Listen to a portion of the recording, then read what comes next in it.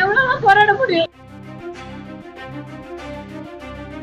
நான் எப்படி சார் உயிரோட இருக்க முடியும்? இப்படி எனக்கு அழகான முறையில் ஒரு குழந்தை இருக்குன்னு சொல்லி அவமானப்படுத்தினோம். எனக்கு 2 குழந்தை இருக்கு, எனக்கு 2வது குழந்தை வேணும், 2வது குழந்தைய தர சொல்லுங்க, நான் கிளம்புறேன்.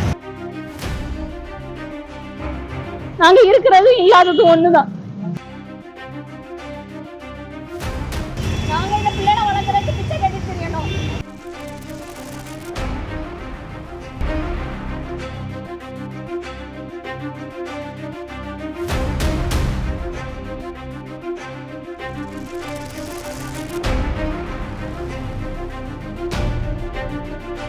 என்னோட பேர் ரெனி.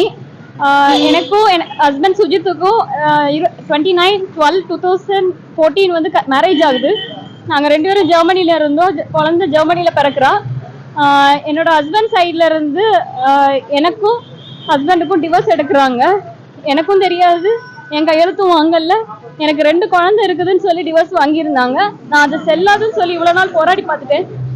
கடைசியா ஒரே ஒரு கம்ப்ளைண்ட் ஆட்டு நான் வந்து மார்ச் மாசம் வந்து குழந்தைய கண்டுபிடிச்சு கொடுங்கன்னு கொடுத்துருந்தேன்.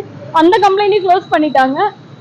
கொடுக்குற எல்லா கம்ப்ளைண்டையுமே க்ளோஸ் பண்ணிட்டாங்க. இன்னைக்கு எனக்கு வந்து தகாத முறையில வந்து 2 குழந்தை, 2வது ஒரு குழந்தை பிறந்ததாட்டு தான் ஜட்ஜ்மெண்ட்ல இருக்கு.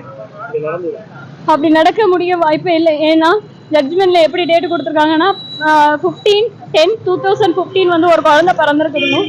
24/11/2015 தகாத முறையில இன்னொரு குழந்தை பிறந்திருக்கணும்னு கொடுத்துருக்காங்க. அந்த குழந்தையோட பர்த் சர்டிபிகேட் எல்லாத்தையுமே வெரிஃபை பண்ணி அந்த குழந்தைய பார்த்ததாட்டு கொடுத்துருக்காங்க.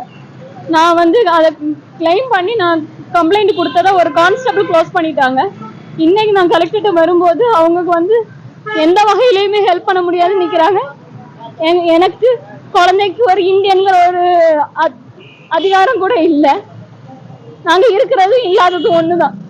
அந்த குழந்தைய கண்டுபிடிச்சு தர்ற வரைக்கும் எனக்கு நெக்ஸ்ட் ஆப்ஷன் இல்லை.